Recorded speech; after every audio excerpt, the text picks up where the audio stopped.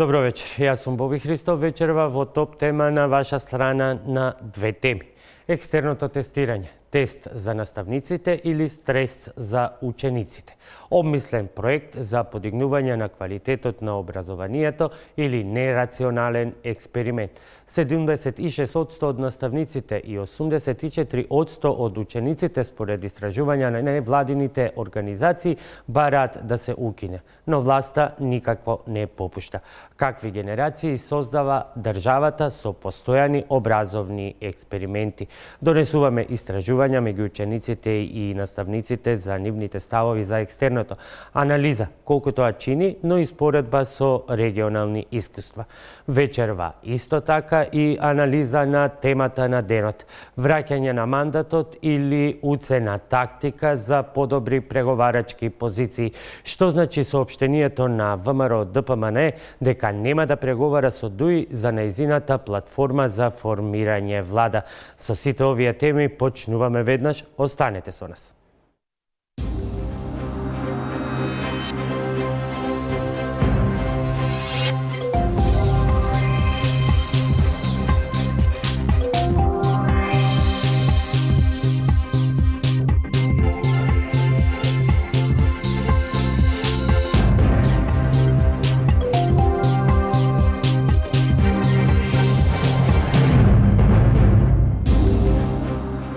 Екстерното тестирање и аргументите за и против се централна тема во вечерашната топ тема на вечер на ваша страна. Особено што и по продолжениот распуст. Учениците, особено матурантите кои екстерното го полагаат на стартот од второто полугодие, повторно ќе ги дочека стресот кој според многумина и според многу оцени е единствениот ефект од владиниот експеримент наречен екстерно тестирање кој трае веќе 5 години. Но претходно за темата на денот. Враќање на мандатот или уцена за подобри преговарачки позиции. Што значи соопштението на ВМРО ДПМН дека нема да преговара со ДУИ за нејзината платформа за формирање влада. Што значи сето ова и што можеме да очекуваме во следниве денови, анализираме со мојот вечерашен гостин Сашо Ордановски. Ордановски, добро вечер. ВМРО ДПМН денеска соопшти дека нема да преговара за платформата на ДУИ за формирање на нова влада, без оглед што ќе значи сето тоа за самите преговори. Два аргументи клучни се посочуваат во соопштението на ВМРО ДПМН. Првото е дека не сака да преговара за двојазичност и второ дека не сака да преговара за продолжување на мандатот на специјалното јавно обвинителство. Како вие го читате ова соопштение? Формално правно, ако не сака ВМРО да преговара со ДУИ, предпоставам дека ќе понуди правење влада со СДСМ. И очекувам да деновиве господинот Груевски се обрати до господинот Заев со некаков предлог за тоа да формираат заедно влада, бидејќи ако не сака да прави со ДУИ и со Аги Ахмети, не му останува многу простор маневарски на господинот Груевски. Од друга страна, јас ово го читам како партиско соопштение едно во низата на луѓе на кои им е јасно дека не може да направат влада со ДУИ, бидејќи ДУИ не е расположен за таа работа и мислам дека они си ја подготвуваат својата позиција за одење во опозиција. При тоа малку крадат време, се разбира, на сите нас не го крадат времето, украдува не малку, украдува 2 години. Меѓутоа, резултатите изборни се такви, што е јасна изразена волјата на граѓаните за промени во Македонија и во таа равенка на промените не се наоѓа ВМРО ДПМН. Меѓутоа, ако е ова некаква подготовка за враќање на мандатот или најава за враќање на мандатот, зашто тоа ВМРО ДПМН не го стори веднаш, туку веројатно ќе се чека на завршување на тој крајен рок. Не може ли тука да се препознае евентуално сепак некаква тактика за создавање некаков терен за можни преговарачки позиции со ДУИ, иако содржината на платформата на Демократската унија за интеграција е позната? Слушайте, јас не можем да се мислам, ако влеземе во анализа на тие тактики би можеле цела вечер да поминеме, бидејќи помалку или повеќе во македонската јавност се повторија сите можни комбинаторики и така натаму што се може да се прави. На ВМРО му е важно, на Груевски и на фамилијата им е важно да истрошат што е можно повеќе време, бидејќи колку што трошат време од правната држава, толку повеќе им останува нивно политичко време. Тие ќе го користат тој временски рок до крај, не исклучувам дека ќе се обидат да направат секакви други можни компликации, меѓутоа на крајот тие ќе заминат во опозиција и тука нема што многу да се прави. Зошто, која е вашата проценка, зошто токму во овој момент албанските политички партии излегува со оваа платформа, која што и од голем дел од експерти, аналитичари во, условно да кажам, албанскиот корпус е оценета во известни сегменти како контроверзна, дел од точките во јавноста се оценуваат дури спротивни на уставот и законите. За дел е јасно дека е потребен сеопшт консензус за воопшто да бидат ставени на маса, а камоли да дојде до нивна реализација. Гледайте, платформата која што е продукт на ДУИ и која што е иницијатива на ДУИ е иницијатива на најголемата губитничка партија на изборите. ДУИ сепак доживеа класичен нокдаун на овие избори и таа платформа ми беше неопходна од тактички причини. Значи, јас намерно избегнувам сите овие недели да се занимавам со содржината на платформата, следам дека се и се што се каже на сите страни, во сите, да кажем, подигнати и смирени емоции околу тоа што се содржи таа платформа. Таа платформа нема никаква друга цел, освен во неколку точки да прво украде уште некое време, да го амортизира периодот на загубата на изборите со ова што треба да се влезе во преговори. Второ, да врати малку колку толку од загубениот углед на раководството на ДУИ пред се на Али Ахмети, бидејќи навистина е тоа една, како да ви кажем, ова беше една многу непријатна пресуда за раководството на ДУИ, изборниот нивни резултат. И трето, да создаде некаков маневарски простор за дополнителни домунџавања, договарања со нивните стари другари и партнери со ВМРО ДПМН, како се да изведат, да го направат она што е невозможно, а тоа значи да ДУИ направи коалиција со СДСМ, во што јас не се сомневам, бидејќи нема друга применлива, плаузибилна варијанта за ДУИ освен таа, а да што повеќе време се украде, се амортизира, се успори процесот на тоа што ја чека минатата власт. Тоа значи специјално јавно обвинителство, тоа значи отварање на сите можни, ние се уште не знаеме што се ќе се најде во таа раководна, да кажем, структура во владата од кога ќе паднат овие од власт, тоа значи кој знае што се не чека на социјален, на економски и така натаму план. И ДУИ едноставно се труди да одработи уште малку за ВМРО ДПМН, иако јас не мислам дека тоа целото ДУИ, тоа се сепак клучните раководители таму на тие позиции 5-6 мина, и се обидуваат да направат едно меко слетување. Нивниот главен падобран не се отвори и сега ова еден резервен падобран со кој се обидуваат да се стимнат безбедно на земја и мислам дека тоа ќе им успее во крајна линија, бидејќи математиката таква што тие се тие кои што го држат клучот за формирањето на владата, а истовремено не верувам дека на ДУИ во кои било околности им одговора сега повторно да одат на избори, бидејќи би можели и тоа да го направат. Но не верувам дека е возможно да се определат за таа опција, бидејќи тек тогаш, дури тогаш поразот за нив ќе биде и поголем и пострашен од овој што го доживеа на туку што завршениве избори. Но колку оваа платформа на ДУИ или платформа на трите албански партии, некои ја нарекуваат и се албанска платформа, иако се уште кој не се приклучила Демократската партија на албанците, може да биде пречка и за тој сценарио во кој вие верувате дека владата ќе биде сепак ќе се формира помеѓу СДСМ и ДУИ. Содржината на платформата, која јас се обидувам да не ја коментирам, е направена таква да биде неприфатлива за ВМРО, односно да ВМРО има доволно отстапка и оправдување заради тоа што ќе оди во опозиција, а истовремено таму нема речиси ништо спорно за СДСМ да направи влада со ДУИ.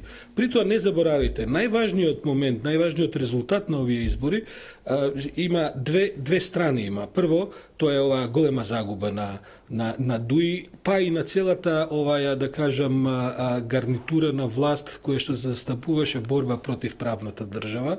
Значи, јасно изразена желбата на македонските граѓани да овие луѓе се заминат од власт, но вториот најважен резултат не е резултатот на Беса, кој се разбира импресивен, бидејќи таа од нула пратеници дојде до практично од формирање дојде до пратеничка група, туку е резултатот на СДСМ во однос на албанците.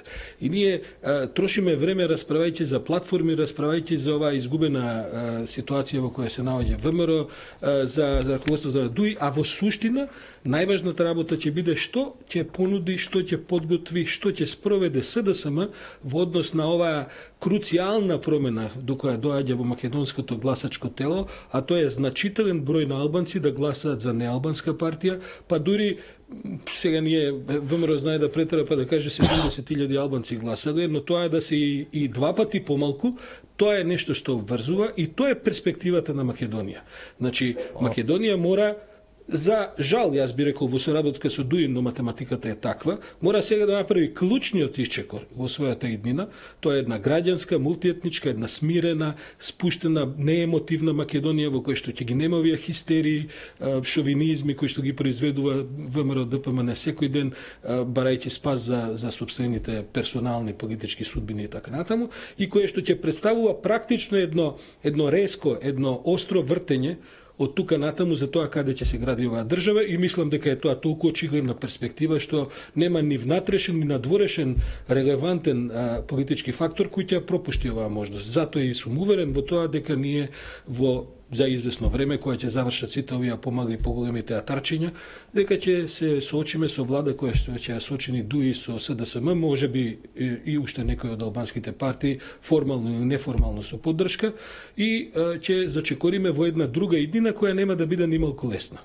На што го темелите ваквиот, јас би го нарекол оптимизам? Дали е тоа посакувана варијанта или сепак темелено на факти, бидејќи што се однесува до Демократската унија за интеграција, имаме некаква промена на ставовите од она што значеше платформа до она што се заклучоци од вчерашната седница на председателството. Јас тука би сакал заедно да ги слушнеме последните коментари денеска за условите на ДУИ, дадени за Телма од портпаролот на партијата Бујар Османи.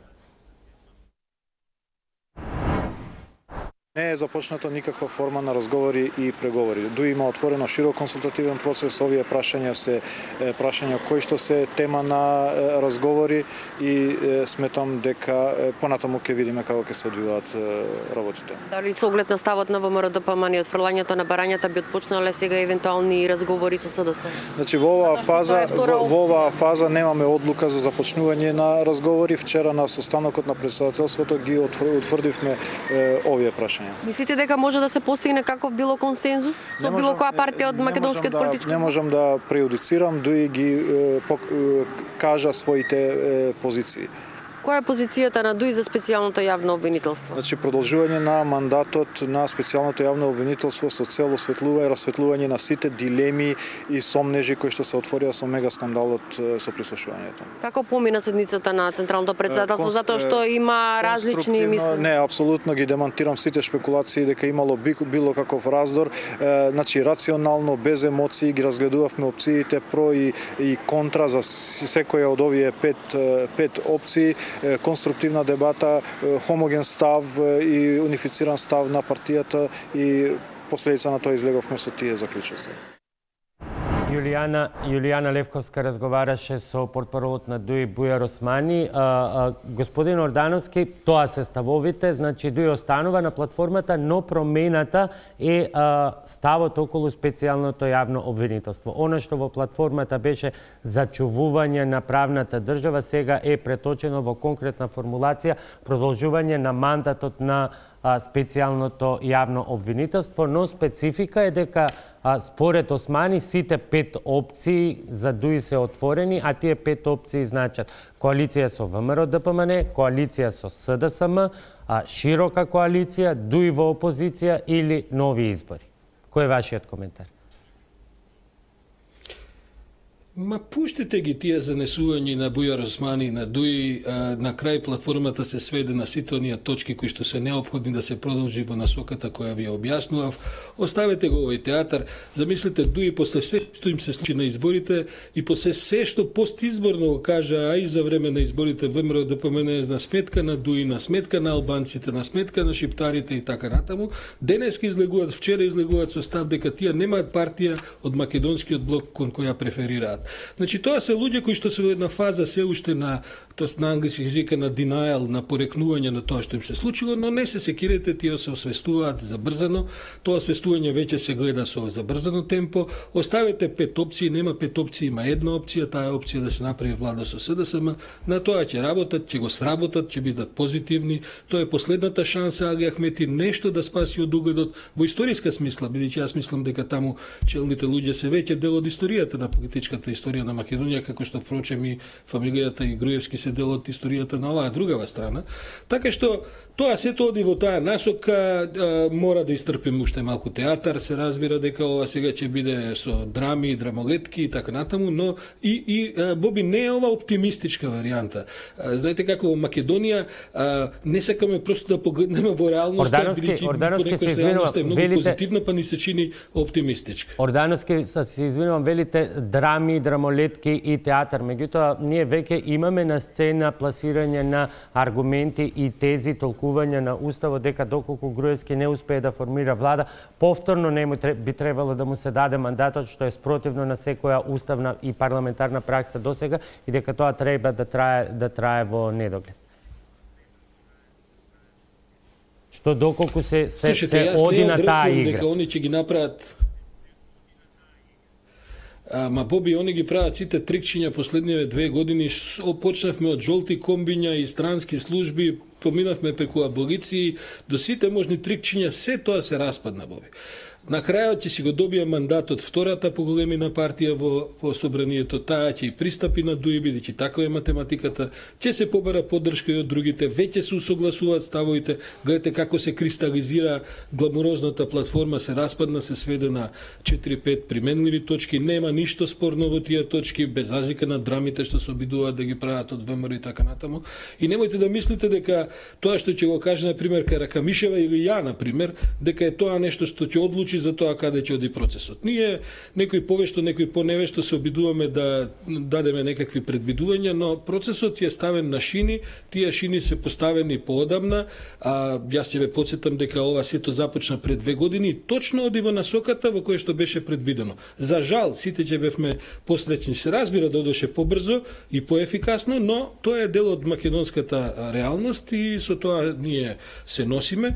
И мислам дека на крајот ќе дојдеме на таа станица на која што сме тргнати, а тоа е промена на оваа власт која донесе само лоши работи за Македонија, нејзино одење во историја и во судски процеси, се надевам, и по тоа формирање на една друга власт која ќе има многу тешка агенда, тешки задачи, но тоа се единствените предизвици за кои вреди да се разговара за една нова македонска реалност која што би требало на еден среден рок да ни извади од овие проблеми во кои што успешно заглавивме во последнава деценија.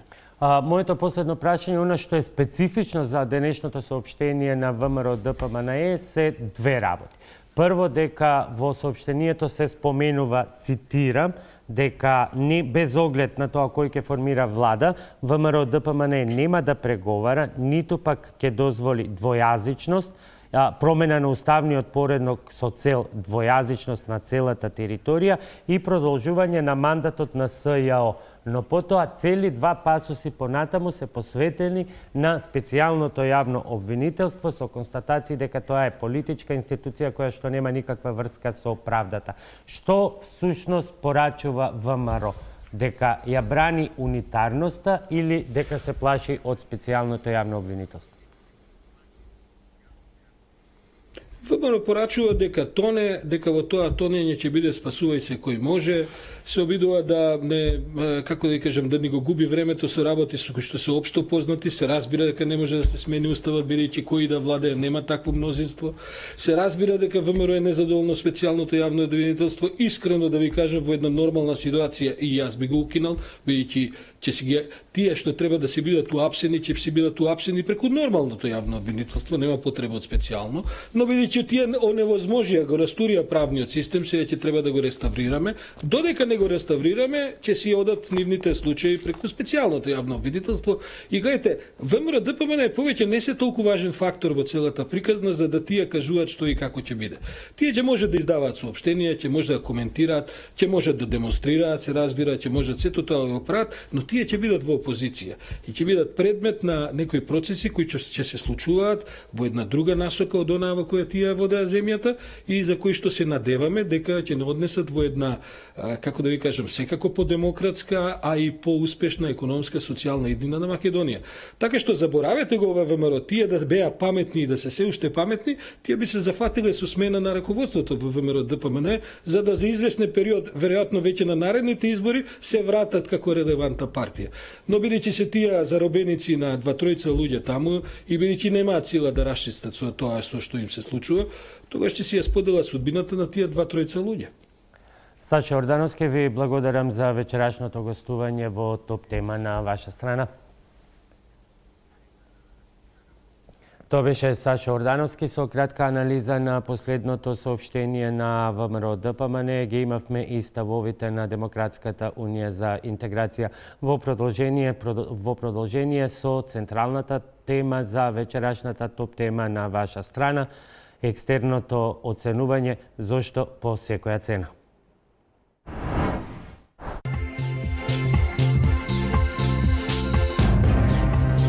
Екстерното тестирање, тест за наставниците или стрес за учениците, обмислен проект за подигнување на квалитетот на образованието или нерационален експеримент.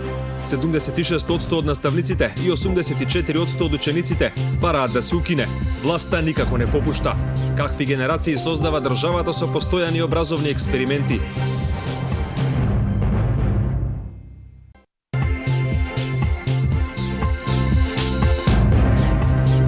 Екстерното тестирање, тест за наставниците или стрес за учениците, обмислен проект за подигнување на квалитетот на образованието или нерационален експеримент. 76% од наставниците и 84% од учениците бараат да се укине. Власта никако не попушта. Какви генерации создава државата со постојани образовни експерименти?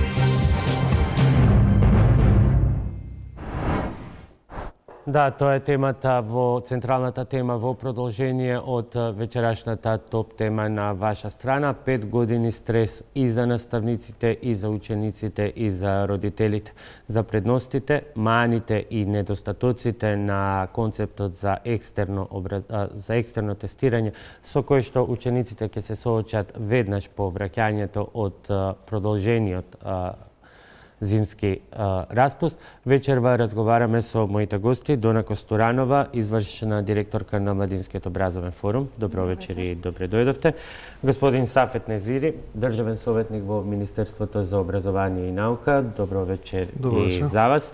Професор Владо Димовски. Добро вечер, професоре. И ќе ги слушнеме искуствата на уште еден професор, господин Душко Стојановски. Добро вечер и добре дојдовте. Добро вечер. Но како вовет во вечерашната дебата, што покажува истражувањето на Центарот за управување со промени во партнерство со ЗИП институтот на тема екстерно оценување, предизвици и следни чекори или екстерно оценување зошто по секоја цена.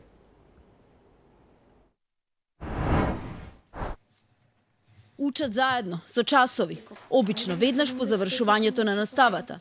На Анастасија и Теодора, кои се матурантки, им снемува време, бидејќи до екстерната проверка имаат само уште неколку дена. Влогот е висок, со оглед на фактот дека од оценката кој што ќе ја добијат, им зависи просекот, а со тоа и шансата за упис на посекуваниот факултет. Има некои ученици кои што сакаат да земат стипендија на некој од по-престижните факултети и знаат да се пожалат дека ги немаат потребните оценки поради тоа што им е нарушен просекот некоја година, заради тоа што имаат четворка по некој предмет. Можноста да добие четворка особено неприфатлива за Анастасија. Преплашена е, вели, бидејќи тоа веќе еднаш и се случило, иако учи континуирано и ги добива највисоките оценки. Јас сум човек што го фаќа паника и пред секој екстерно мене нормално ме фаќа паника. Лани, например, добив четворка и мене автоматски ми се намали процесот од 5:0 бев, нели, помалку. Мислам, тоа не е нешто многу, меѓутоа Јас се трудев цела година да го постигнам тој успех и на крај ми се намалува само со една оценка од екстерно. Прашањата за екстерното проверување ќе им бидат познати 3 дена пред самиот тест. Кои ќе бидат двата наставни предмети по кои ќе бидат тестирани, за учениците е само лотарија. Ако на некој ептен му се посреќи, ќе може да му се паднат и математика и македонски, кои што се заедно 700 прашања, а на некој може да му се падне ликовно и музичко и да има 400 прашања за изучување или 300, зависи колку пати се изучува предметот. Во вакви услови, апсурдно е да се зборува за она што требаше да биде главна цел – објективна проверка на знаењето, велат наставниците. Ова мислам дека беше само една алатка по која што наставниците би се држале во некаков страв. Ако сакаме возрастни луѓе кои што се интелектуалци, а треба да едуцираат и воспитуваат млади деца, на таков начин ги држиме во еден цело време под еден притисок дека доколку нешто не си објективен, внимавај што може да ти се случи, тоа сепак негативно се одвива апсолутно и врз енергијата на наставникот, на личноста на наставник, и тој не може да биде креативен. Незиниот став го делат речиси 80% од наставниците. Резултатите до кои дојде Центарот за управување со промени заедно со ЗИП институтот покажуваа дека 5 години по воведување на екстерното отсуства мерењето на неговите ефекти, а се уште немаме ни јасна слика дали овој концепт ќе исполнува поставената цел – утврдување на објективноста во оценувањето кај наставниците. Досегашната пракса единствено ги потврдува запазувањата на учениците, дека најголем дел од наставничкиот кадар одлучуваат да играат на сигурно, односно да дадат средна оценка со цел избегнување на поголеми отстапувања кои би довеле до нивно евентуално казнување. Во една таква ситуација, тогаш наставниците самите се плашат од тоа што како оценка ќе ја дадат. Тој страв учениците го чувствуваат. Затоа што, иако можеби тие се трудат да добијат и добиваат одлична оценка, наставникот, плашејќи се како ќе биде оценет, дополнително не става оценка која што можеби детето вистински ја заслужува, автоматски создавате револт и состојба на ученик кој што не е задоволен. Она што единствено успеавме да провериме преку овој тест е колку се учениците подготвени да лажат, саркастично забележуваат наставниците. Според добиените резултати на истражувањето, дури 71% од наставниците тврдат дека учениците препишуваат, а половина од испитаниците потврдуваат дека наставниците им подкажуваат на учениците при спроведувањето на екстерното. Најдуваме на оние пречки од типот кога изјавуваат решенија на содржините, на материјалите, на прашањата за екстерното тестирање и како на некој начин цело време ги учиме учениците да не препишуваат, да се наобразуваат, за себе учат, да станат квалитетни луѓе, значи општествено самостојни луѓе. Меѓутоа, за жал, тоа не е така со екстерното тестирање. Учат исклучиво оно што им е дадено како прашање. Ако предметот има 2 часа неделно, има 200 прашања и се ограничуваат само на тие работи. Министерството за образование неколку пати повтори дека не се откажува од екстерното. Потврдуваат дека има проблеми, но остануваат на ставот дека ова е најдобриот начин за проверка на добиените петки. Протестите кои беа организирани пред 2 години владата ги оцени како последица на партиски влијанија, а поддршката на дел од родителите како погрешна одлука со која се потикнуваат децата во настојувањето да не учат. Во меѓувреме, одлуката дали овој начин на проверка на знаењето ќе продолжи и понатаму. Во моментов зависи од тоа кој ќе ја составува идната влада. СДСМ неколку пати најави дека веднаш ќе го укине екстерното. Тоа беше колешката Сања Јовановиќ со дел од анализите направени од невладините организации, меѓутоа и со директните искуства на дел од наставниците и учениците.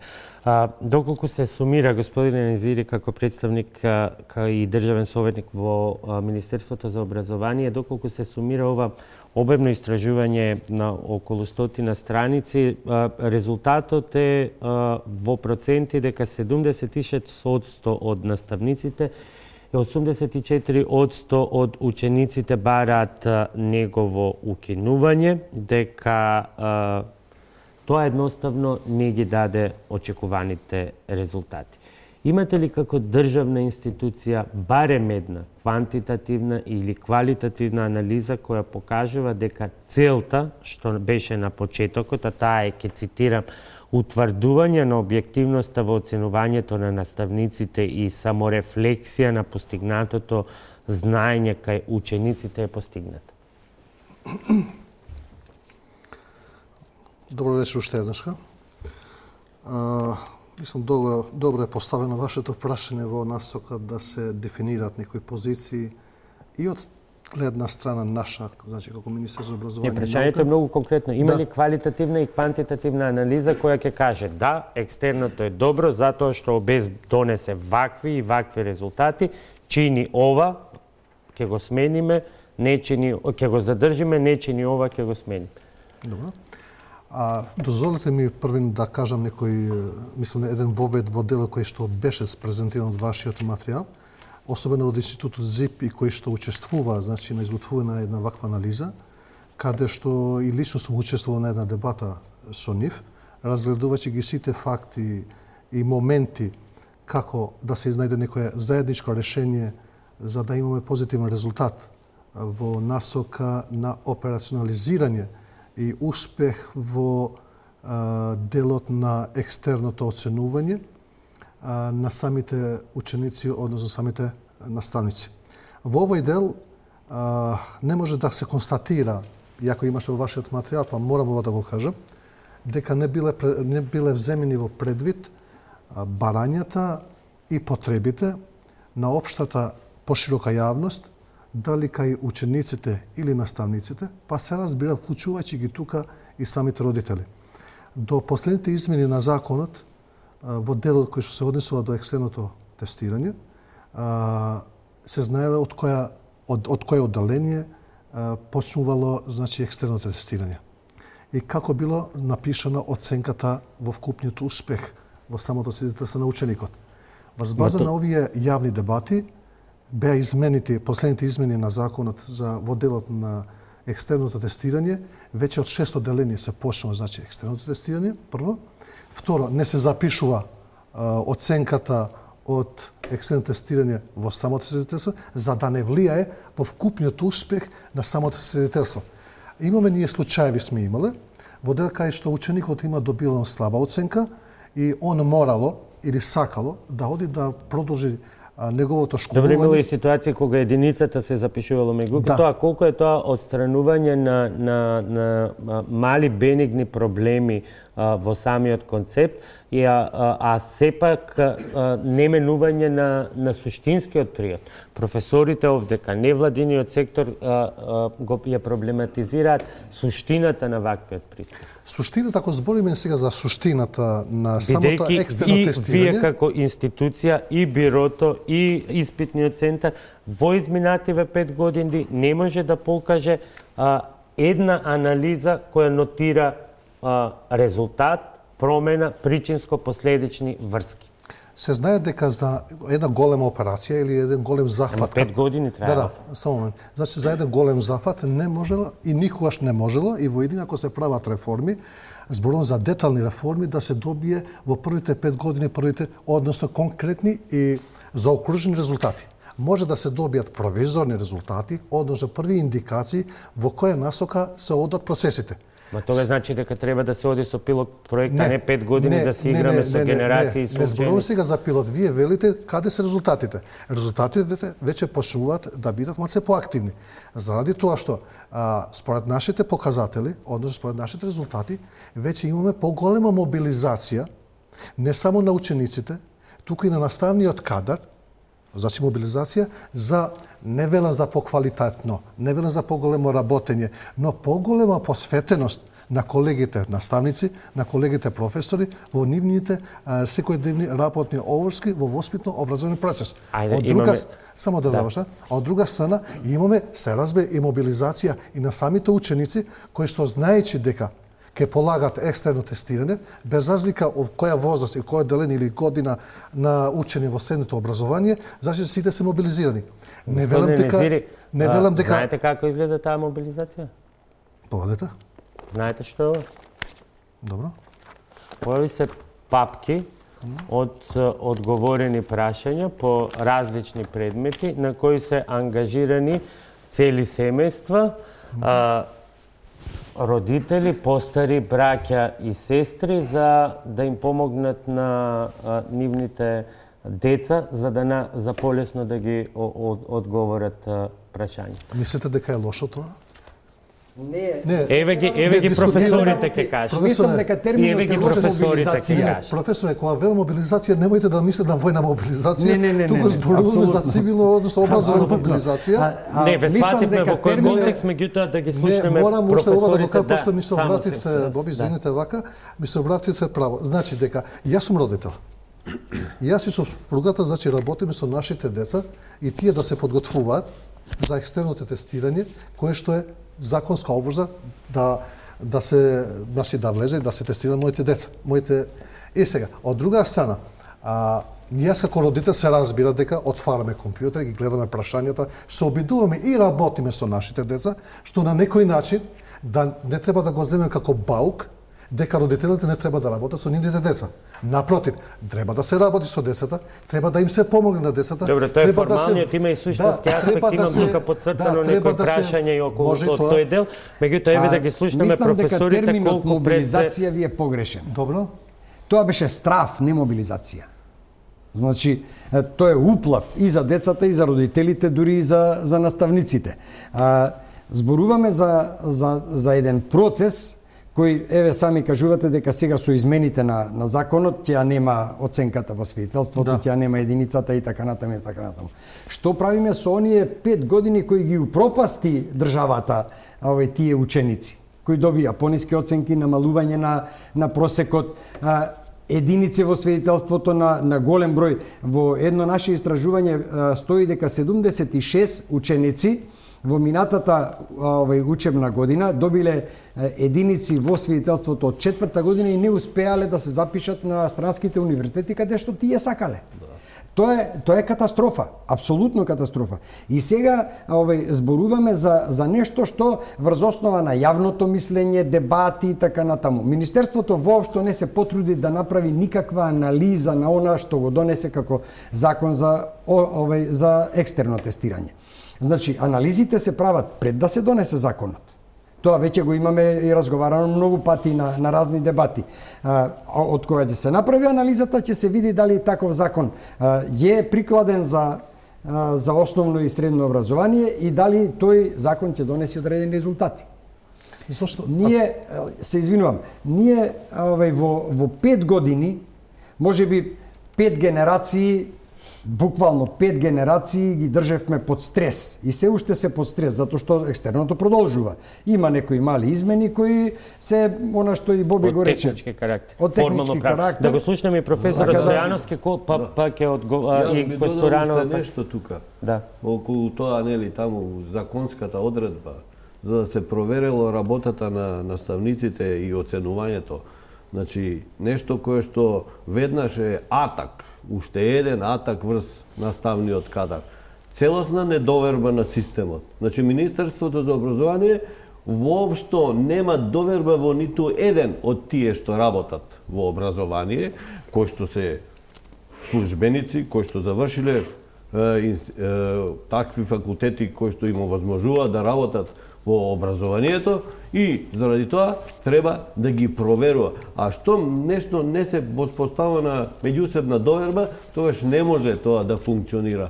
Јас долги години работам во образование, долги години сум и класен раководител и на учениците, односно на родителите, на првата родителска средба која ќе ми дојдат во средно училиште прв пат кога ќе ги сретнам, и кога ќе се запознаваме, јас секојаш сум им кажувал дека овде ќе се случуваат сега многу нешта кои што некојаш нема да ни бидат по волја, меѓутоа да знаете дека се што ќе правиме е заради тоа што ќе биде во интерес на децата и дека ние заеднички треба со доверба сето тоа да го надминуваме. Без оглед што нормално е дека животот ќе ни создава такви ситуации во кои што ќе се соочуваме со многу непријатни нешта.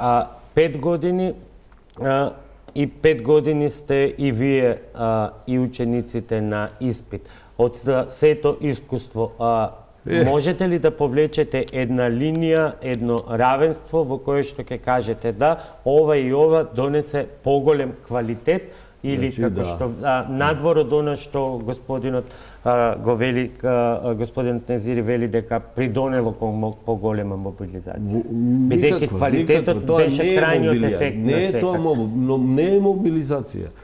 Образование е еден процес кој што бара да се создаваат многу однос прво спрема обврски, спрема решавање на обврски. Ова вие што ни го покажувате тука, што е и самиот господин Незири исто така призна дека го практикува заради тоа што нормално реалноста тоа му наметнува, тоа не е вистински однос кон образование. Тоа што ние ќе ги научиме соодветните одговори и ќе ги заборавиме после тоа.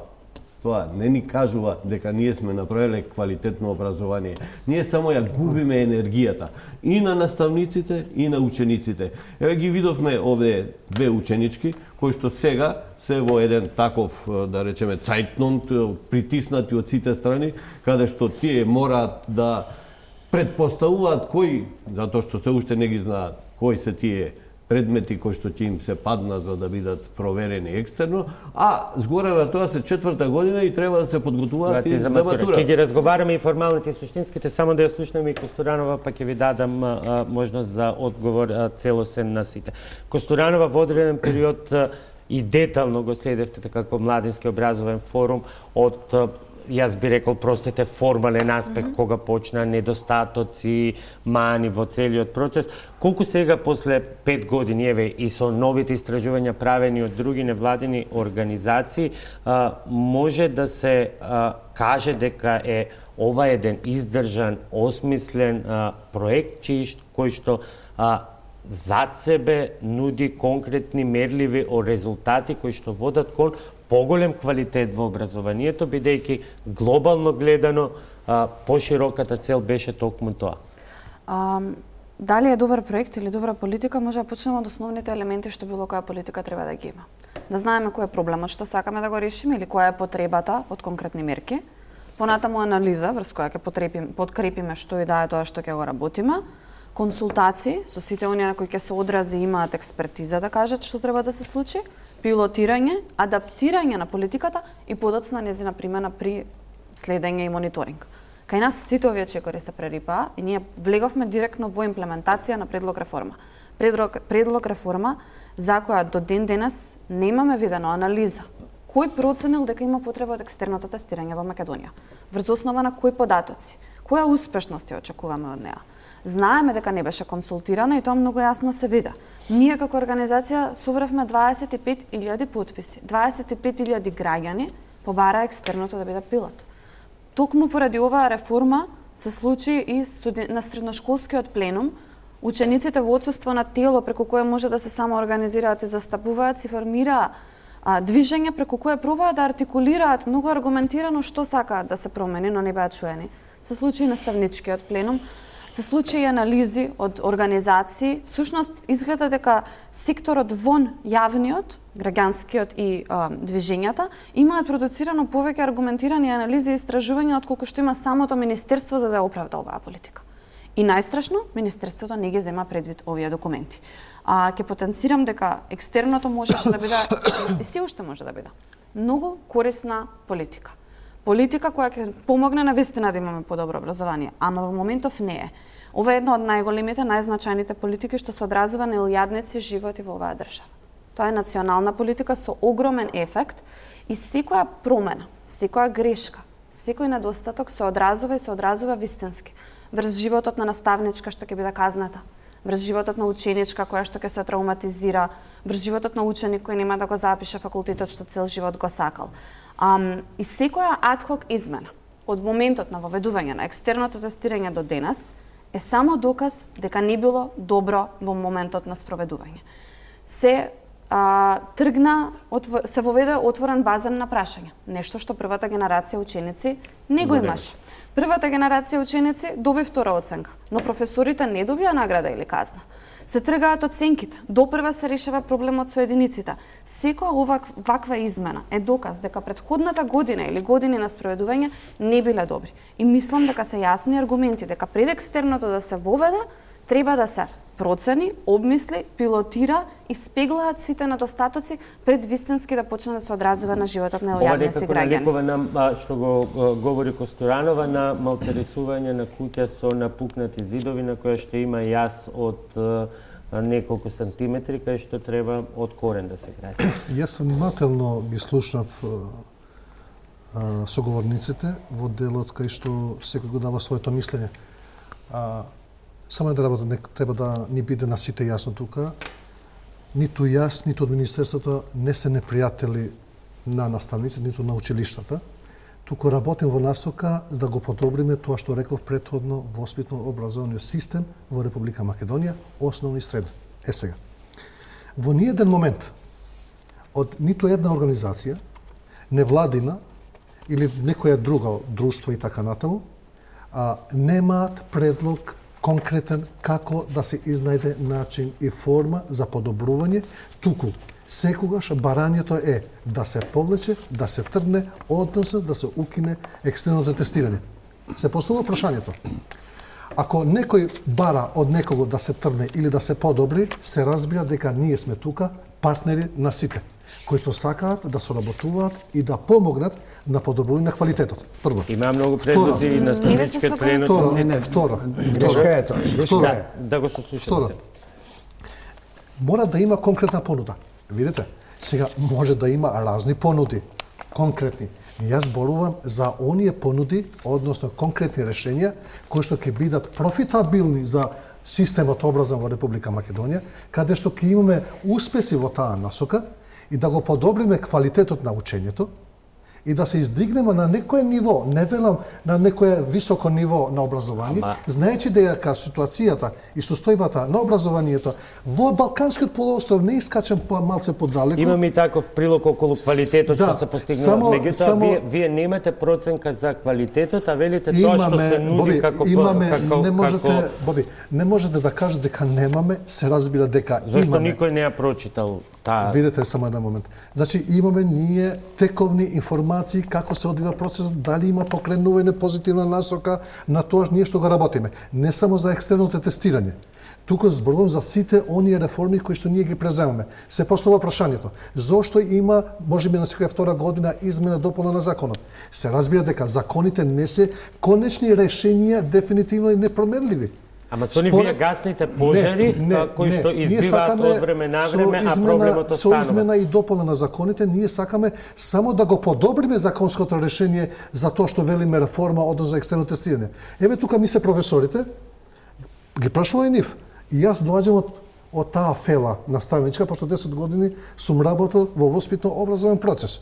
Се поставува прашањето, пошто сите доаѓаме од некоја си средина, работна средина.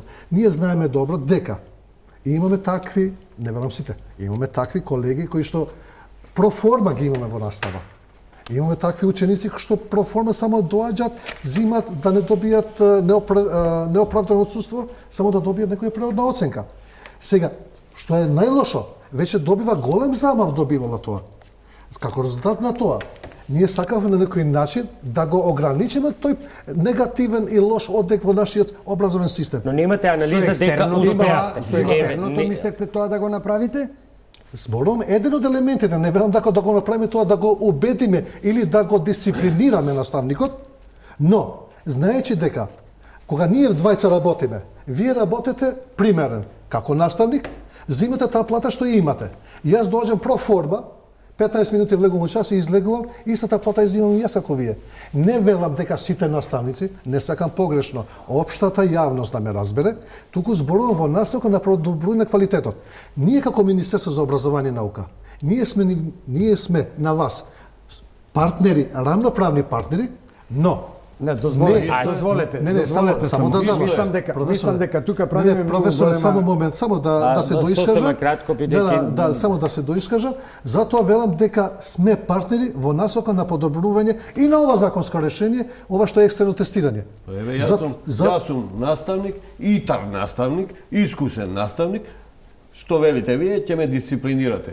Па јас нема да работам цела година ништо, ќе си играм мајтап со учениците, ќе си кажуваме филмови, ќе си пуштаме клипчиња и потоа ќе го прочитам овој ученик ќе биде на екстерно од мојот предмет. Дај прашањата, ќе ги одговориме, знам како да ги подготвам тие 10 ученика, ќе ги подготвам, ќе добијат одлични оценки, и јас на другите исто ќе им напишам петки. И каде е тука образованието? Како ме дисциплиниравте вие? Не, погрешно. Дали ме дисциплиниравте? Погрешно ме интерпретира колегата професорот. Јас во никој случај не го употребив зборот дисциплиниран наставникот. Ве молам, мислам сега сме во јавноста тука. Контекстот беше тој дека потребите, но викате дека еден од елементите е екстерното тестирање со кое ќе се застане на патот на неработниците. Добро, не се служувате вие, професоре? Не. Екстерното не.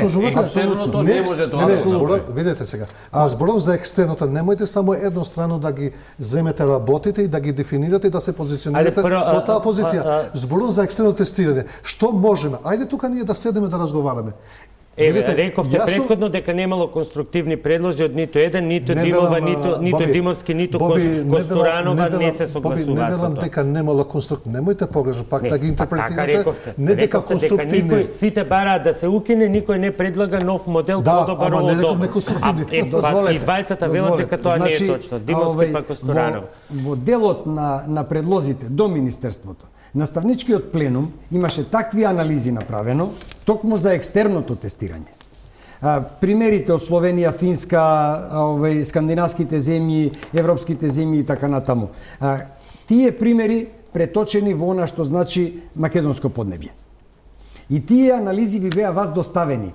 Во почетокот, ако се сеќавате, анализите кои ги доставивме во Министерството, во писмена форма, ги доставивме до синдикатот и така натаму и така натаму. Беа анализи на голем број страници. Ние не баравме укинување на екстерното тестирање во почетокот.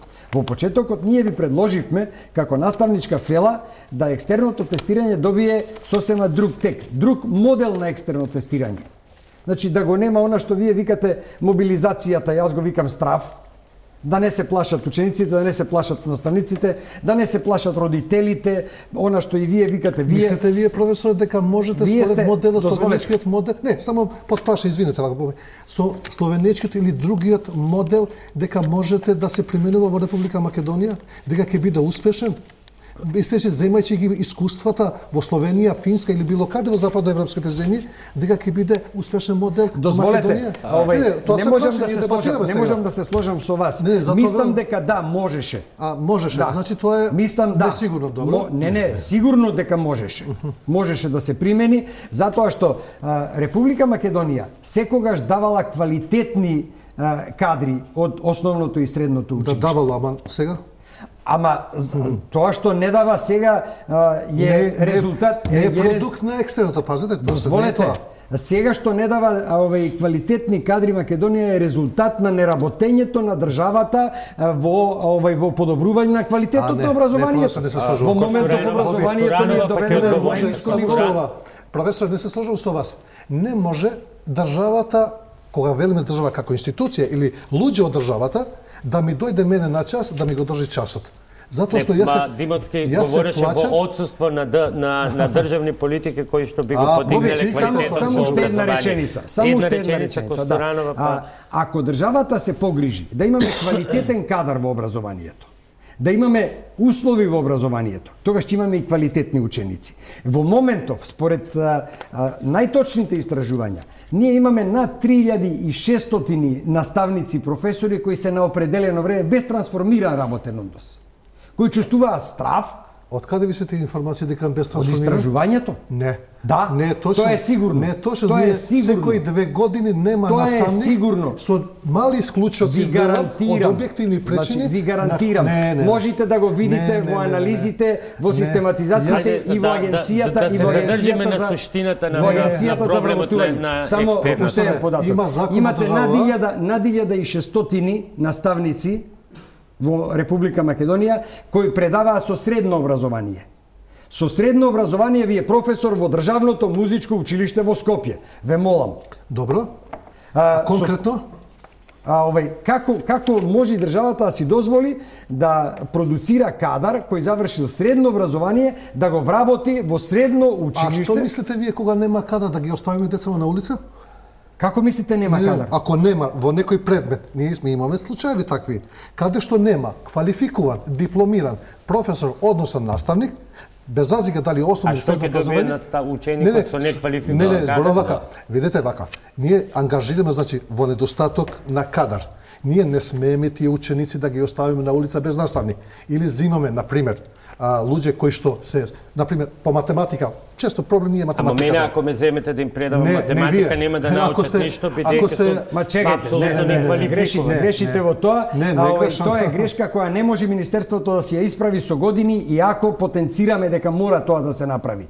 Не можете вие да вработите наставник во основно или во средно образование кој вчера едва и со двојка матурирал и сега предава 6 предмети, затоа што немало несоодветен, затоа што немало соодветен. Имате дипломирани по други предмети. Тој е многу повеќе едуциран и многу повеќе. Извинете. Немојте професор, не може професор по историја да предава математика или професор по биологија да предава физика. Како може средношколец да предава математика? Не е точно. Добро. Косторанова, имаше ли конкретни предлози кои што можеа да понудат поинакви решенија, кои ќе го подобрат ваквиот систем или пак ќе значеа понуда на нов систем кој гарантираше посоодветни по конкретни резултати? Морам да не се согласам. Ниту барале сите укинување на екстерното тестирање, ниту никој немал конкретни препораки и решенија. Тргнувам од нас. Ние изготвивме анализа, каде ги собиравме детално сите информации за првото спроведување на екстерното тестирање, базирана на факти и дури отпослем го изградивме ставот кој што беше оваа година да се прогласи за пилот и се додека не биде сите финеси коригирани, да се третира како пилот и да не се одразува ниту по просекот на учениците, ниту по надоместоците на професорите, а потоа да го користиме како елемент во средното и основното образование. Еве, пред мене анализата и на ЦУП и на ЗИП. Конкретни се многу мерките што ги бараат, не е ни една од нив укинување. Комбинирање на екстерното тестирање со комплементарни модели на интерна евалуација, засилување на критериумите и примена на високи стандарди при вработување на наставниците, организирање редовни обуки за усовршување на наставниците. Тоа се конкретни мерки, ниту една од нив не е исклучива со имплементацијата на екстерното тестирање. Ама се сеќавам многу добро дека кога го поднесов нашиот документ, околу 40 на страни беа, не е најгломазната анализа на светот, заедно со поддршката од 25.000 граѓани до Министерството. На Министерството мислам дека не му требаше ни половина час да ни одговори благодариме, но нема. Мислам дека тоа не е ни време доволно да се прочита што сме доставиле. Би тргнала од другиот момент, пошто се спомна и Словенија. Тие имаат екстерно тестирање. Не би зборала за моделот. Го имаме моделот како пример, само нека одговори, па ќе го пуштиме тој пример. Не, мене ми интересува затоа што понекогаш се чудам во база на искажувањето на соговорниците, се поставам прашање на себе си дали навистина јас работам во Министерство за образование или во некоја друга институција. Заради тоа што вела нема обука, има ова. Почитувана дамо, кај нас функционира системот на обучување на наставниците и професорите со сите оние потреби кои што треба за издигнување на квалитетот во воспитно образовен процес. Тоа не е точно дека не Бирото за развој на образование, Центар за средно стручно образование. Значи, редовно се врши обука на наставниците. Јас не реагирав дека се врши, но кажав дека има конкретна препорака дека фокусот треба да биде таму. Зборувам конкретно на тоа што вие го кажете, во база на таа анализа што е направена, некои комплементарни анализи со словенечкиот систем, не велам дека треба да се отфрли комплет словенечкиот систем или било кој друг систем. Прашањето беше ништо не прифативте, а имаше многу сугестии, бидејќи еден од заклучоците во оваа анализа е дека на начинот на ваквиот начин на тестирање на учениците и наставниците е сосема спротивна од методологијата која што ја има развиено Бирото за развој на образование, она стручно наречена Блумова таксономија. Друга страна, овие измени последни што се закона за мислам што се однесува за екстерно тестирање, тоа е резултат на барањата и јавната дебата што сме ја направиле.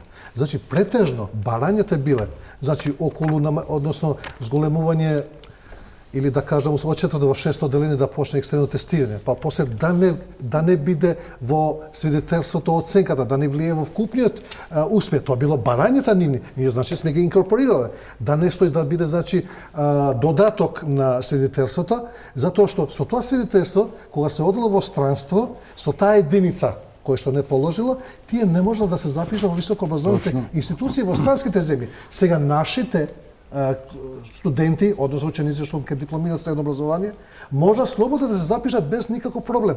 Но сепак, суштината треба да остане таа, што ние мислиме дека е добро. Сега, ние сепак сме отворени за дебата, отворени сме за диалог, тука сме направили една промена. Зошто да не? Јас не велам дека не сме готови како министерство да ве сослушаме, да дебатираме, да седнеме и да разговараме за сите прашања. Молим? Вие тоа го предлагате? Јас не дека го предлагам, тоа е политика на Министерството за образование и наука. Чекајте, мислам дека не сте биле секогаш отворени. Професоре, Значи не ги примивте средношколците со нивните барања, не примивте нас како наставнички пленум со нашите барања, нити на разговори, нити на дебати, не ги примивте нити професорскиот пленум на дебати и да речеме и анализи, и сега викате отворени сме. Зашто сте отворени? Ние сме имале јавна дозволете дебата. само дозволете. Ама морам да демонтирам. Пак викате, ние сме имале јавни дебати, одржани јавни дебати со невладиниот сектор. Со кој невладин сектор сте? Македонија има многу невладини организации и институции. И ние сега, ако мислиме да ги офатиме сите невладини што функционираат во Република Македонија, тогаш ќе ни треба универзална сала. Ова е комплексен проблем. Предлагам да погледнеме тука една друга анализа околу тоа колку чини целиот овој процес сега, колку пари ја чини државата и секако споредбено со словенечкиот пример, па ќе продолжиме со дебатата. Не пополни никакви дупки во образовниот систем, но направи дупка во државниот буџет, и тоа голема. Ова се засега ефектите од контроверзното екстерно тестирање, кое веќе неколку години се спроведува во Македонија. Ефектот што го имаше реформата во зголемување на знаењето на учениците или во подобрување на работата на наставниците се уште не е измерен. Она што засега може да се измери е колкав товар оваа реформа била за државниот буџет, односно колку пари граѓаните од својот джеп одвоиле за спроведување на тестирањето, кое според многумина е непотребно. Преку анализата на трошоците може да се утврди дали парите вложени во тестирањето се враќаат со подобрување на наставната програма или со пообјективно оценување. Но и до овие податоци не е лесно да се стигне. Институциите инволвирани во процесот не се транспарентни за тоа колку секој од граѓаните на земјава го чини екстерното тестирање. Поред анализата на Центарот за управување со промени, вкупниот трошок за екстерното тестирање за периодот од 2011 до 2016 година се проценува на околу 2 милиона и 300.000 евра. До оваа бројка дошле преку анализа на маргиналните трошоци на екстерното тестирање, односно трошоците кои настануваат дополнително како резултат на воведување на оваа реформа. Овие трошоци не би постоеле во ситуација кога не би се спроведувало екстерното тестирање. Само во последниве 3 години државниот буџет бил олеснет за 1 милион и 300.000 евра. Сумата што државата ја двои за оваа намена расте од година во година, па ако во 2014 година биле потрошени 370.000 евра, лани достигнала до преку 530.000 евра. Сепак, од Центарот за управување со промени велат дека трошоците можеби се и поголеми, бидејќи нема релевантни податоци од поголем дел од институциите за потрошените средства. За плати на вработените кои го спроведуваат екстерното тестирање од Бирото за развој на образованието и од Државниот испитен центар за 5 години се потрошени 1 милион и 400.000 евра. Екстерното многу веројатно дека има и многу скриени трошоци, како на пример набавка на софтвер за електронското тестирање, обуки или трошоци за превоз. За разлика од Македонија, во Словенија се потранспарентни за тоа колку пари потрошиле за спроведување на екстерното тестирање. За подготовка на материјалите, авторски дела, софтвер, принтање на материјалите и за спроведување на целокупното екстерно тестирање во словенечките основни училишта во 2015 година потрошивме 500.000 евра. Екстерното е од голема важност и веруваме дека Словенија немаше да постигне високи резултати на тестирањата како TIMSS и PISA ако немаше екстерно. Во меѓувреме, додека се одвојуваат пари за реформа, за која не се знае дали има некаков позитивен ефект, во многу од училиштата во Македонија состојбата е очајна. Учениците седат во ладни училници или се греат на ќумбиња на дрва, посетуваат настава во руинирани објекти или одат пеши по десетина километри, бидејќи немаат организиран превоз. Дел од училиштата се реконструираат со парична помош од други држави, бидејќи владата не одвојува средства за нив. Парите потрошени за спроведување на екстерното тестирање би можеле да се потрошат за приоритетни проекти во реконструкција и изградба на нови училишта или во подобрувањето на нивната енергетска ефикасност. Кога температурите надвор се под нулата, голем проблем на училиштата е греењето. Со парите што се трошат на екстерното тестирање би можеле да се спроведе гасификација на дури 4 училишта.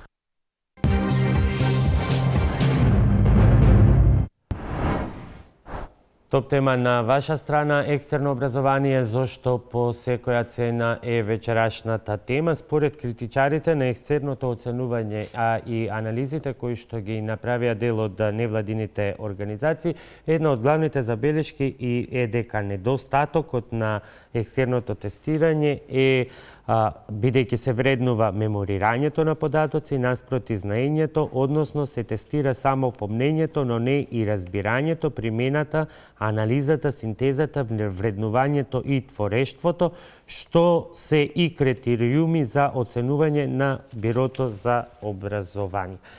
Господине Незири, сте биле професор.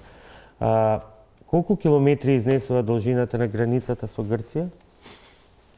Тоа е предмет за по географија. 261 Иначе јас сум историчар. Вие сте историчар, добро, сум го сгрешил предметот, меѓутоа не ми беше целта да ве тестирам, туку да ве прашам колку меморирањето на ваков податок или на податокот колку е долга реката Брегалница, преку кој град води најкраткиот пат од Скопје до Кратово и да не редам други патишта, колку меморирањето на вакви податоци заради потребите на екстерното тестирање придонесува до она што е крајната цел, квалитет. Тоа ли е вистинскиот концепт да се памтат вакви податоци? Јас една работа можам да кажам дека не велам дека се е идеално. И во делот на екстерно тестирање, како што реков пред малку. Затоа велам дека ние сме отворени за дебата и за диалог и за било што. Но, од друга страна, има работи кои што ученикот мора да ги знае и да запамти, можеби механички некои работи. Или има работи кои што имаме ученици кои не знае Република Македонија со колку држави се граничи. Или не знае кои се тие држави први соседи на Република Македонија.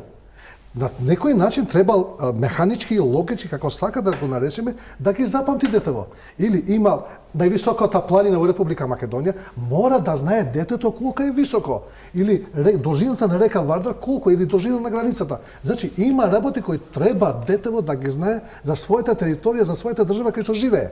Или за својата историја или култура, без разлика на тоа. Што тоа ќе му помогне во неговиот развој на една личност која што треба да излезе од образовниот процес, личност која ќе знае да анализира, синтетизира, вреднува информации, податоци и така. Во воспитно-образовниот процес наставникот е должен сите методи, методологии, техники да ги употребува во текот на образовниот процес. Ако ние чекаме во текот на годината, за тој временски период, за време на екстерно тестирање, да направи ученикот анализа, да направи сублимирање, синтеза на сите оние факти, аргументи, тоа е веќе промашај.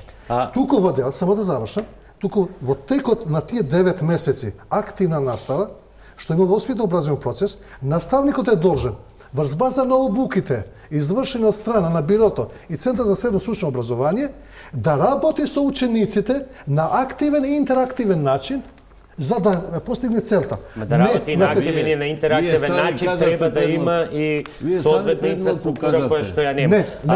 Сами предмалку кажавте. Сами предмалку кажавте. Со овој третман што го имаат наставниците, и вие рековте дека за 5 години ќе имало недостатоци од наставен кадар, дека никој не сакал да се запишува. Зошто не сакаат младите таленти да се запишуваат на факултети кои што ќе ги упатат на една ваква работа? Токму овој ваквиот однос, еден подценувачки целосен, еден третман во кој што наставникот е никој и ништо, иако вие овде постојано тврдите дека сте биле отворени за дебати и слободно можело да... Кој може да дојде кај вас слободно да дебата? Кога сте организирале вие јавни трибини во кои што сите ќе учествуваат? Каде се тие некои нешта? Како јас еве 30 години работам во образование, се уште не сум, што знам, каде живеам јас? Професоре, во некое село. Вие предавате македонски. Македонски јазик и литература. Може еден тест за вас? Да. И попако ти речет да ти запишем Хамаилија, да не го веруеш, тој те лажет за пари, и едни гледам од хоđа писмо узеле окајание. Извадокот е, вие веќе одговоривте, книгата Одгледало од Кирил Пејчиновиќ. И двајцата сте македонисти, што меморирањето на ваков тип на податоци, нека ги има многу, има и полоши примери, придонесува за поквалитетно образование, за ученик кој што кога ќе излезе од образовниот процес, од основно средно образование, па и натаму факултет, ќе знае да се бори со животот и да ги примени знаењата кои што ги тока. Господин Незири досега говореше, многу пати ги спомна обуките кои ги прави Бирото за развој на образованието и Министерството и така натаму. И Центар за средостручно образование обука. Во ред. Ние имаме обуки како наставници за формативно и сумативно оценување, кои ги завршивме. Што значи екстерното оценување? Тоа значи недовербата во нас, во онаа оценка која ние сме му ја дале. Значи, ако сме ги завршиле обуките за формативно оценување и сумативно оценување, формативното оценување значи следење на ученикот комплет во цела година, она што вие во цела учебна година, она што вие го говоревте. Значи, квалитетот се добива преку работа на наставниците и така натаму. Зборувавте дека некои наставници можеби 15 минути само држат час, другото си играат мајтап со учениците или си прават Дополнуваме на прашањето, професоре, колку на пример вие сега работите колектив, тоа извини можеби погрешно ви се поставува прашање, но ве прашувам. Логички, дали во еден колектив, без разлика на бројот на наставниците, колку од нив ги применуваат новите техники и методи на работење? Тоа е прво прашање. Не, тука ќе се донесе заклучок зашто се прават овие работи. Затоа што имаме наставници кои што работат фронтално. Уште од времето Краљевина Југославија што се вика. Значи, никаде интерактивно, никаде во групи.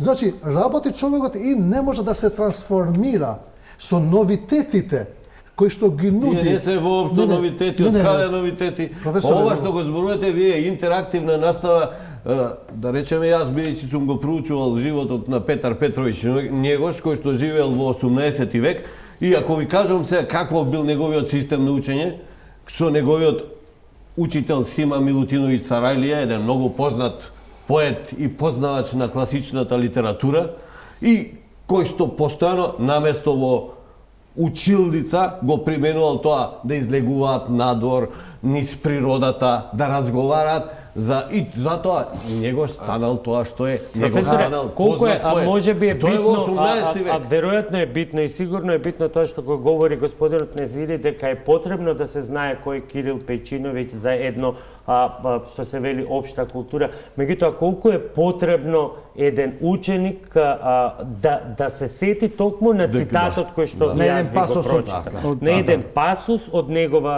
негова книга. Што тоа за вас како професор говори ако тој знае баш тој цитат дека е од таа книга или треба од толкава книга од не знам колку страни да го памети? Уште едно прашање што имаше така во екстерно тестирање. Серебрајков и Елена. Тоа се ликови од драмата Вујкување на Чехов. Како го напуштаат имотот? И понудените одговори со кола трчајќи или со разочарани. Значи во драма не може да има опис и да пишува тие разочарани се излегува од семејство, од домот, од имотот каде што се. Туку таму е друг начин на функционирање. А всушност прашањето е извадено од обработката на драмата што е во учебникот. И сега што е целта на екстерното во овој случај? Дали ученикот да ја прочита драмата, да согледа што е тоа драма, на кој начин функционира, на кој начин треба да ја пристапиш, или да прочита оној обработен делот од учебникот, каде што некој си доктор тој и тој, ја обработил книгата и напишал на крај дека тие така и така ја напустил. Колку ви читаат деца, учениците лекцири, романи? Многу ми читаат. Значи јас не сум, како вие кога се фалевте дека сте 2 пати наградуван, јас работам многу долго во Орце Николов, не сум никогаш награден. Никогаш не сум награден. А инаку, мои ученици сега, што завршиле 2012 година, што велите вие немаме ние квалитетно образование. 8 се на постдипломски студии, 4 се во Италија, 4 се во Франција. А други, да не ви набројам колку се. Значи, не е важно дали мене некој ќе ме наградил или не, бидејќи јас немам политичка позадина, не стои зад мене ниедна партија и фактички ова е проблемот. Што никако ние не можеме ниту да дојдеме до тие дебати и трибини, затоа што на тие дебати и трибини се повикуваат само послушници.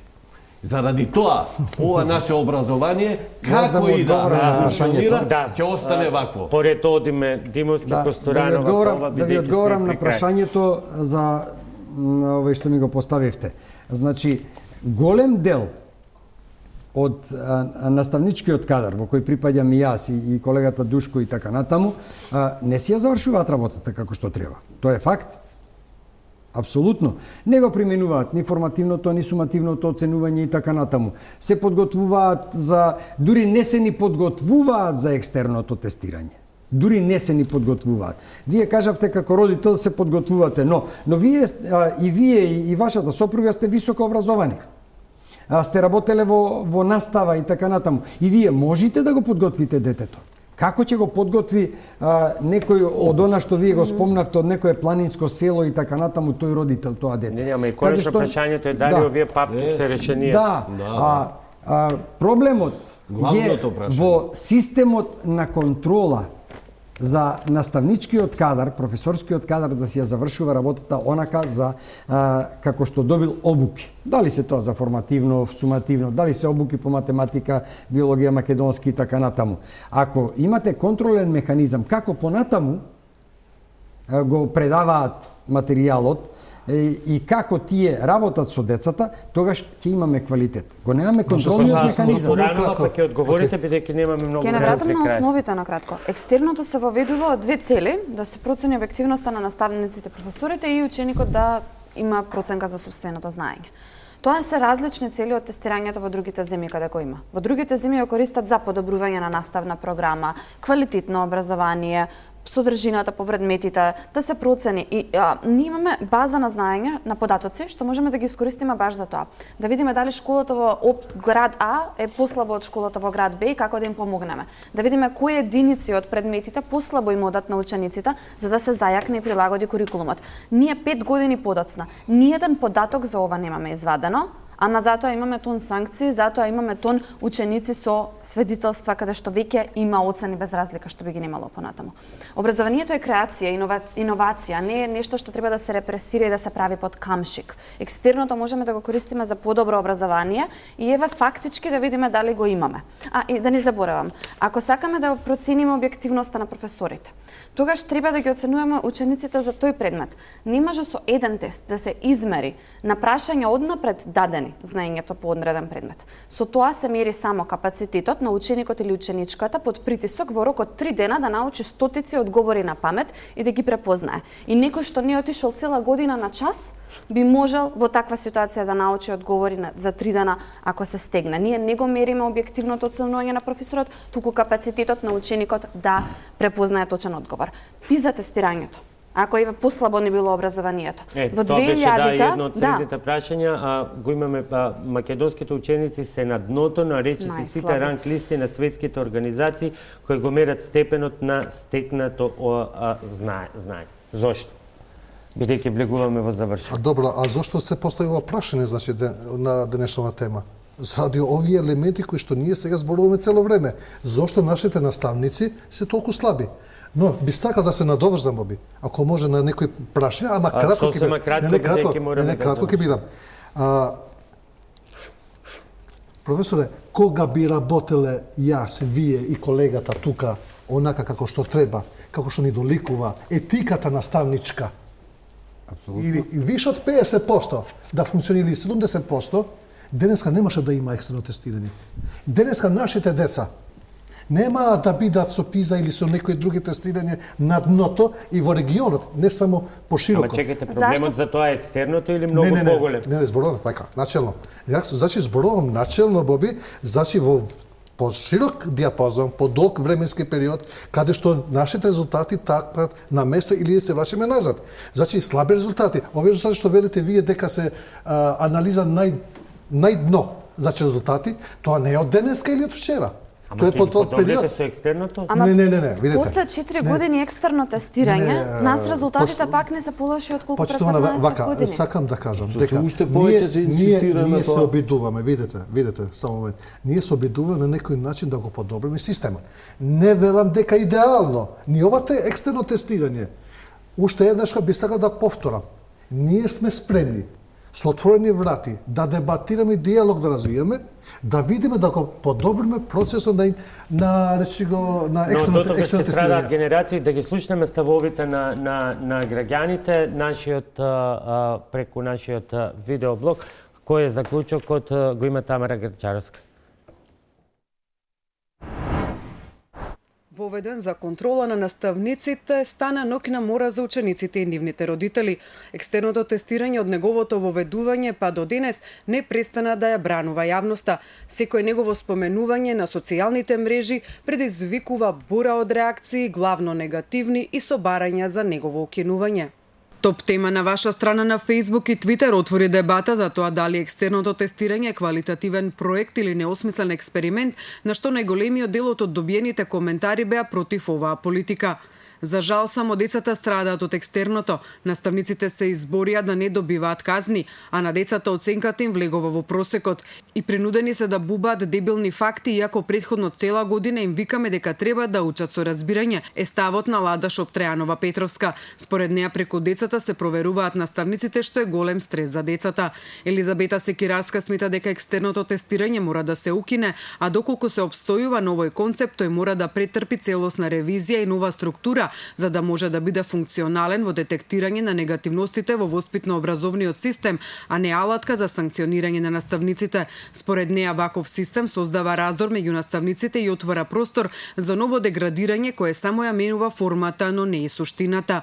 Механизмот за проверка е сосема погрешен сам по себе, првин затоа што преку еден чинител се вреднува друг, а потоа и поради тоа што начинот на кој тоа се прави целосно изместен, наставникот не е само оценувач и вреднувањето само на тој аспект од неговата работа е апсолутно утнат. Жално е што неколку генерации деца беа жртви на овој сурово накараден систем и јас искрено се надевам дека ќе се поразмисли за укинување пред се, а потоа и за носење одговорност за последиците, напиша Секирарска.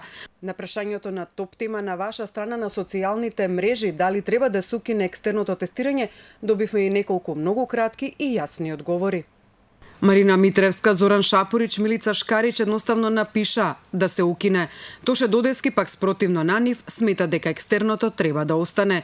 Против екстерното на својот Твитер профил се изјасни Јацо Атанасов, додека Саше Мерџановски напиша дека екстерното е апсолутно неосмислен и неквалитетен експеримент со учениците, заедно со Кембридж системот, кој ги заглупавува децата и во еднина мора да се укине. Коментарот на Зое Гасто е укинување веднаш и психијатриска проверка на сите што тврдат дека треба да продолжи. Случајно многу добро сме запознаени со екстерното секаде каде што се одвива и развива. Замислете, нема крајна оценка за учениците, само има препораки дали програмата е добра или треба да се прилагоди за едните генерации. Значи нема никакви казнувања ни кон учениците, ниту пак кон наставниците. Да се укине веднаш, напише Ирена Блажевска. Надица Кировска смета дека матурантите полагаат екстерно, државна матура и плюс приемен испит на факултет и констатира што е многу е. Според реакциите на социјалните мрежи, екстерното тестирање останува рак рана за учениците и нивните родители, според кои пак наставниците од целата приказна се извлекоа без поголеми последици. Тоа беше Тамара Грнчаровска со реакциите на дел од граѓаните, на дел од нашите гледачи преку социјалните мрежи. Завршен круг по 15-20 секунди за секого, бидејќи веќе го пробивме терминот, а очигледно има многу потреба од дебата. Професоре Стојановски, екстерно по секоја цена, да или не? Никако. Јас останувам на ставот дека ова што го правиме сега е чисто насилство врз образованието. Димовски. Јас сум против тоа да го има екстерното. Значи, екстерното треба да се укине секако, но ме радува фактот што господинот Незири рече дека се отворени во Министерството за секакви дебати. И јас едва чекам покана за една таква отворена дебата која нема да биде од еден час како што е оваа вечерва, ќе биде малце повеќе и да си ги кажеме своите мислења и своите аргументи. Министерството и ние кои сме најдиректни учесници во екстерното тестирање. Костурано? Да беше екстерното добро, немаше да го менуваме од година за година, а да беше ефективно, немаше резултатите на ПИСА да не бидат послаби отколку пред 15 години со 4 години спроведување екстерно. Светска банка вика дека Македонија троши 4,1% од БДП за образование и има највисоки инвестиции во образование во целиот регион. А нашите успеси се под просекот на регионот. Тоа значи дека иако инвестираме во образованието, ако не го правиме тоа плански осмислено, фрламе пари во ветер и тоа на штета на нашата младина и ученици и граѓани кои потоа нема да бидат. Или некаде ветерот Не знам. во некоја Господине Незири, завршен спор, значи екстерно по секоја цена или нов сосема осмислен пристап, односно образовни политики, а не политика во образованието. Јас мислам вака. Лично, стручно, професионално, јас сум против укинување на екстерното тестирање, туку да се најде начин, форма и можност, адаптирање, значи на потребите на наставниците и учениците. Дали тоа, како ќе биде и што ќе биде, ние самиот не можам да знам. Додека, дали да се укине екстерното или да остане екстерното, ќе решава некој друг. Закажете дебата, отворена, Не, јавна. ќе решава некој друг.